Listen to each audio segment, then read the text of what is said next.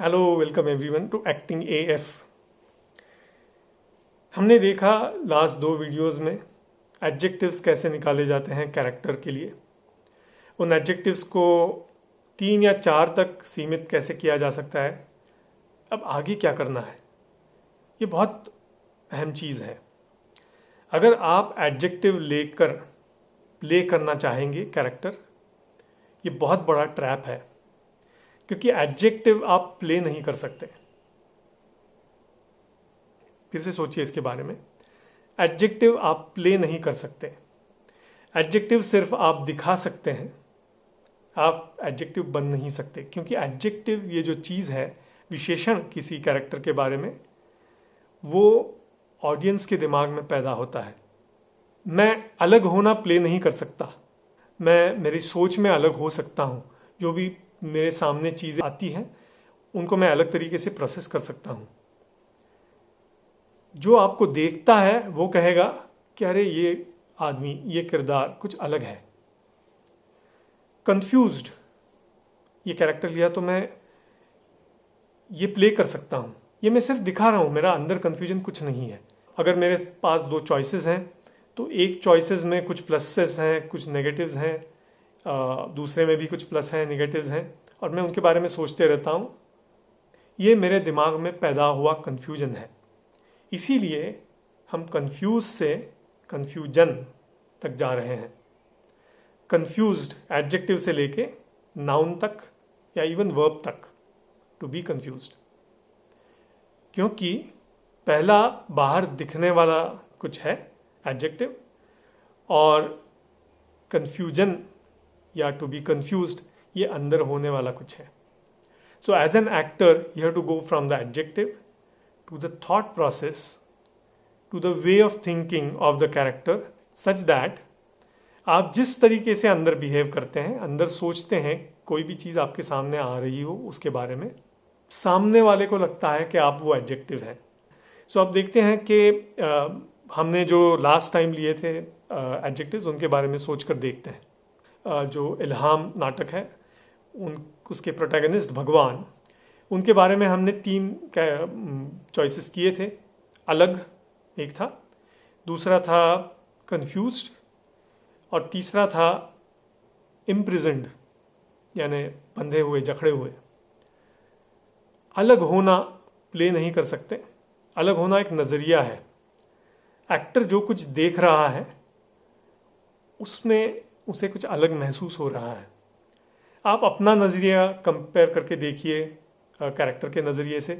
कभी कभार आपके सामने अगर कुछ आता है, से फॉर एग्जांपल आपके सामने एक चिड़िया बैठी है, अगर आपको चिड़िया को देखकर कुछ नहीं लगता हो तो नॉर्मल सी चीज़ है, या अच्छा लगता हो। मगर अगर आप चिड़िया पर बैठकर सवार होकर निकल पड़ते हैं मन ही मन में, यह अलग नज़रिया है। ईजी चीज़ है, मैं चिड़िया देख रहा हूँ, पर जब चिड़िया देख रहा हूँ तो मेरे मन में क्या आ रहा है कि मैं चिड़िया के ऊपर बैठकर उड़कर कैसे चला जाऊँ। मेरी सोच अलग है, मेरे अंदर जो कुछ हो रहा है वो अलग है, इसीलिए मैं अलग हूँ।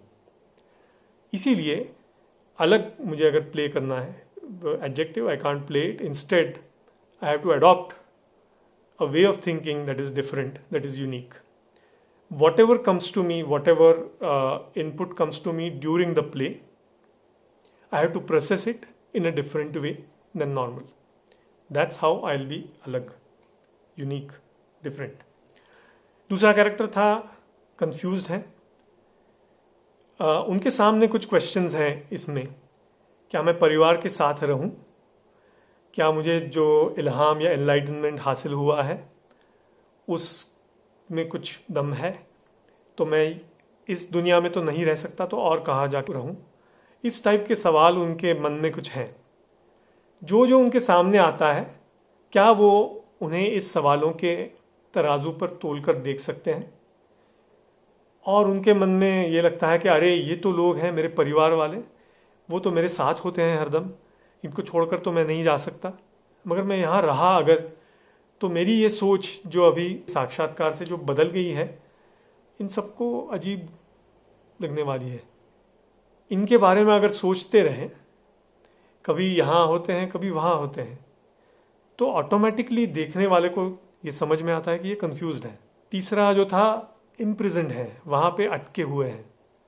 अगर वो घर पे बैठे हैं और उनको घर पे बैठना अच्छा नहीं लगता, उनको घर की एक एक चीज़ जो दिखाई देती है उसमें ये प्रतीत होता है, ये महसूस होता है कि उन्हें कहीं और होना चाहिए, उन्हें पार्क में बैठना चाहिए, बच्चों के साथ खेलना चाहिए, चिड़ियों से बातें करनी चाहिए, नाव में बैठकर नाखुदा या जो नाव चलाता है उससे बातचीत करनी चाहिए। ऐसी बहुत सारी चीज़ें उनके दिमाग में आती हैं। चाचा चौधरी कैरेक्टर के साथ वो बातें करते हैं, ऐसे ही वो उनके सामने आ जाता है और उसके साथ बातें करते हैं। ये चीज़ें उन्हें ज़्यादा अच्छी लगती है, जो यहाँ शायद मिलती नहीं घर पे। तो हरदम जो भी कुछ घर में मिल रहा है उनको, उसका वो देखेंगे कि मैं बाहर जाऊं या यहाँ ठहरूं, तो शायद बाहर जाना मेरे लिए अच्छा है, इसीलिए वो छोड़कर चले जाते हैं एक दिन। हमने लिया imprisoned to thinking that makes me feel imprisoned. एक मेरा नाटक था Bengal tiger at the Baghdad zoo, मैंने डायरेक्ट किया हुआ। उसमें एक किरदार था केव, जो अमेरिकन सोल्जर है और कहा गया है कि वो थोड़ा रिटार्ड है, थोड़ा स्लो थिंकिंग है। प्ले राइट ने ही कहा था उसमें। वो प्ले करने वाला जो एक्टर था वो तो बहुत स्मार्ट बंदा था।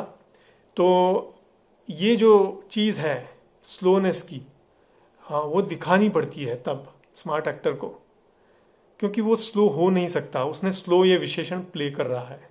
तभी हमने क्या किया, हमने यहाँ से यहाँ तक जाने के लिए स्लो को लेकर स्लोनेस तक क्या ऐसा थिंकिंग होगा कि जिससे मैं मेरा थिंकिंग स्लो कर सकता हूँ।